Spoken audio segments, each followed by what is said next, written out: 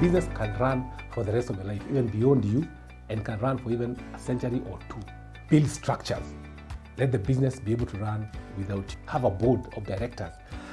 The board of directors helps you be able to run the business. It's not you. You become part of the board of directors.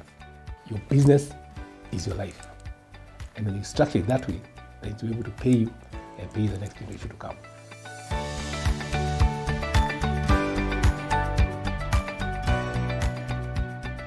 Good afternoon, good morning, good evening, depending on where you're reaching us from. This is Antony Njenga from Business Debut. Remember, the purpose of this program is to make you increase your revenue, make a lot of money, and impact the community positively. And today we want to discuss a topic. This is a topic for interested in, that is impacts the African businessman. And the topic for today is Build to Last. I think there's a gentleman called I forget his name. He's done a book called Build to Last, and it's an interesting book. And one of the things I've realized, and I've had interactions with very many businesses across the globe. And one of the things I realized that as African business people do not look at our businesses as a business that can last beyond our generation. And so today the discussion we're having is, how do you structure your business to be able to last, to live beyond you? I know, and this is a challenge I go through all the time. Somebody tells me, you're running a business, you want to remove that money from the business to invest in something else that is secure, because in your mind you think the business will only last you a year or two or three or 4 or 5 or 6. And just for information, I've run my business for the last 21 years, and this business has been feeding me. And I've come into contact with a lot of, especially Asian community, who have businesses that I've run. Somebody says, I'm the second generation of business. Like now, for example, Bitco.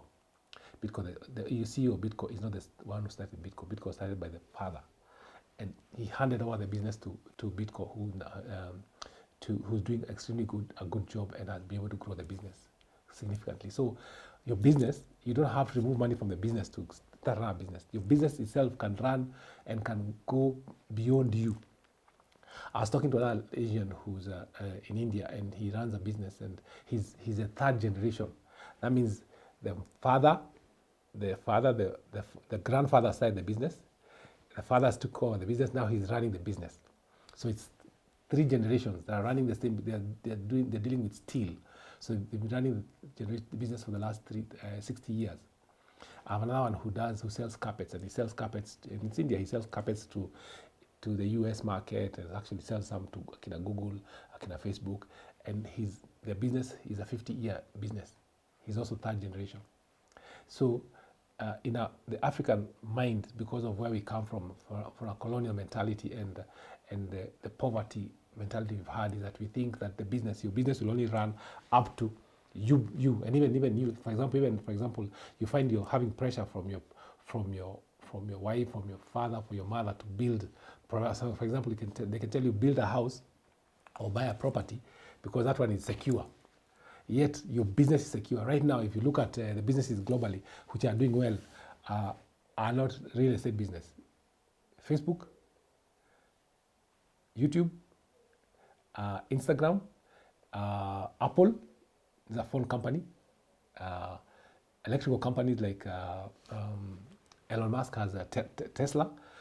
Companies that are doing well have nothing to do with property and have nothing to do with land. In fact, if you look at now what is happening, Facebook, there's another product that has been developed in the market called MetaMask, where you're owning property online, not offline, online. So in our mind, in our African mind, is that your business you have is a business, but that business cannot be secure until you're only secure if you have land and a building. But can I tell you, your business can be able to provide for you even rent for the rest of your life, die, and your kids can take up and still run the business and still provide for them. So you don't need to have a building for you to be secure. You can have a business structured in such a way. Like, for example, look at Rockefeller Foundation. Yeah, companies like Target, companies like Coca-Cola, they don't have buildings. What do? They sell soft drinks. But they've been there for, like Coca-Cola has been there for, since what? Since I think the Second World War. Colgate has been there since 1806. Toyota have been there since I think 17 something. Yeah. JP Morgan has been there from 1799. 1799. And they're still doing the same thing they used to do, banking. UPS, Boeing have been there for so many years. And that business has been able to feed people from one generation to another. So you don't have to have a building to be able to say, I am secure because I have a building. No, no, no. Your business can be the business that will produce for you for the rest of your life, if it's well structured.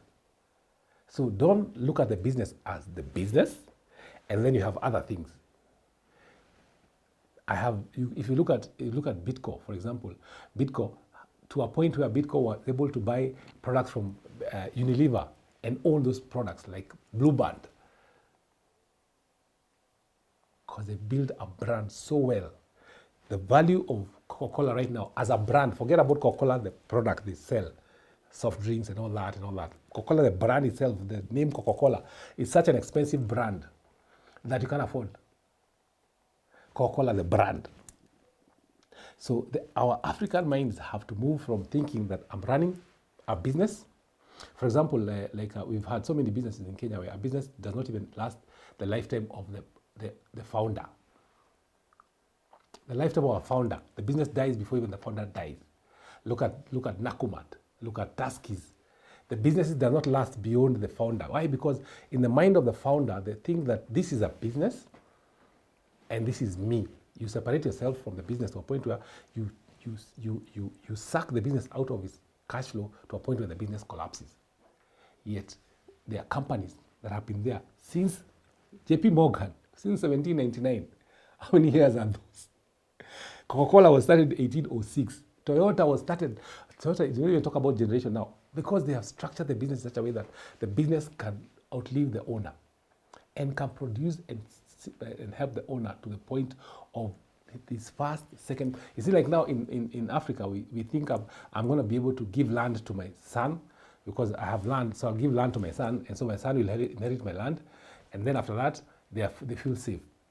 Then, if, for example, you have 10 kids, you hand over a land, for example, like in Kiambu, in our area, you have 2 pieces, 2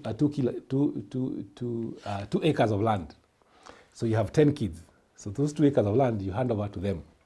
So those kids, maybe 5 of them are men. So you'll give them to the men. So 2 acres is cut into how many acres? It's probably be less than, I don't know what. So after that, then that generation will give to somebody else. It doesn't have to be like that. You have to be able to structure, run, become an entrepreneur to a point where you're now handing over the business the way it is to your children, and the children continue enjoying the business, and they're enjoying and learning. So if that's the case, I wanted to make a case because this is an African problem. Because Africans have an issue of thinking there's a business, there's land, there's property, and this business is a different thing. You remember, the business can run. Facebook right now, the value of Facebook or the value of Apple is so high, yeah, because they have structured the business in such a way that it can run. The founder passed away, the founder of Apple passed away. Jim Clocker has picked up, and now Apple is doing much more than ever before, yeah. Microsoft, Bill Gates left Microsoft. There's already somebody else running Microsoft. It's still doing extremely well and still producing software. So it doesn't depend on Bill Gates. Now, having said that, I hope I've made my case clear that your business can run for the rest of your life, even beyond you, and can run for even a century or 2. Read the book by Jim Collins, Built to Last, that the business can run forever. And I've talked to you about the businesses that have survived, Akina Boeing, Akina Target, Akina JP Morgan, Colgate. But in Africa, Njenga Karume dies, he dies in the business. Tuskys, the guy hasn't even died. The guy is already in court. Tuskys, they're having so many issues with the management. Now they've almost closed because of thinking as a business and them separating the two, instead of thinking that this business can be able to survive for the rest of our life and beyond. So, what are the things you need to do to be able to make a business last for long? Build structures. Let the business be able to run without you. Build structures. Have management that are running the business. Have staff that are running the business, that the business separates from the owner, so that the business itself is running without the owner. So don't have to put your fingers in everything. You build. So you as the owner of the business, the one thing you need to be continuously doing is looking for talent to fill up your structure. Yeah, that's critical. And then now that talent is continuously producing products. I'll give you an example. Like the founder of Business Network International is called Dr. Ivan Meisner. Dr. Ivan Meisner does not run the business of BNI, and BNI is in 75 countries globally. What has he done? He's put a structure, and what he does is he looks for talent to be able to run his business. So what does he focus on doing? He focuses on what he's very good at, speaking and writing. But the running or day-to-day of the business is run by somebody else, and those are all employees who run the business. Yeah. So as a business owner, look for talent, people who are good at certain areas, and put them in your business. Yeah. Be creative. Always every so often. Be creative. Have a department that continuously produce new products in the business. Innovation is key, because sometimes if you're stuck on one area, you'll find that you might lose that. For example, I keep saying this. 10 years ago, when we were doing courier service, the biggest product for us was documents. The document market has gone, but because we are innovative and keep thinking about what's a new opportunity, you have to keep creating new opportunities for your business. Yeah, and then have a board of directors. The board of directors helps you be able to to run the business. It's not you become part of the board of directors, so that the structure, the board, you have the visionary, the board runs the business, and there are employees who report to the board. Structures, yeah.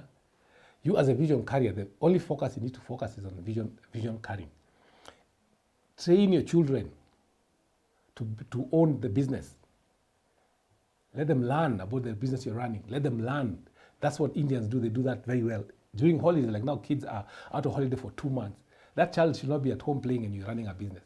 That child should be sitting in your office, seeing what you do. Daddy, what are you doing? Why are you doing this? So they learn, they pick up from what you're doing.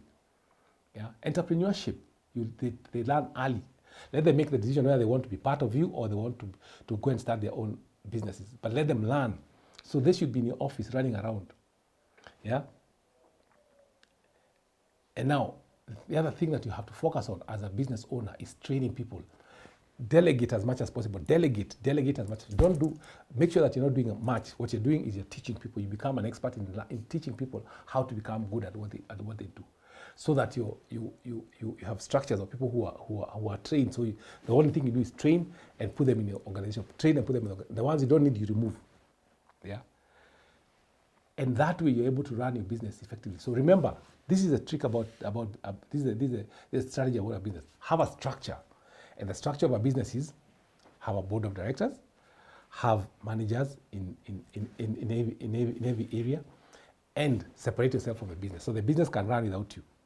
You focus on vision building, innovation, learning of new things, take time to learn, and before you know, and if the time comes when you're tired and you're not able to do things, get your people to be able to run the business. I mean, look for other vision bearers who are going to be able to see the thing the way you're seeing. So you're looking for talents on a continuous basis.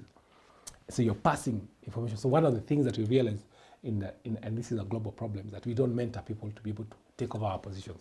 So mentor young people to be able to come and take over what you're already doing, and let the business run. Asians are very good at that. Africans, we have a problem. I don't know of any business in Kenya that has run over 60 years. Yeah, of course there's one, Mitchell Coast. ICA. I think the Deguas are doing extremely well, and of course now I think like things like NCBA Bank are going to have structured the business in such a way that can run beyond them, because they have very good structures.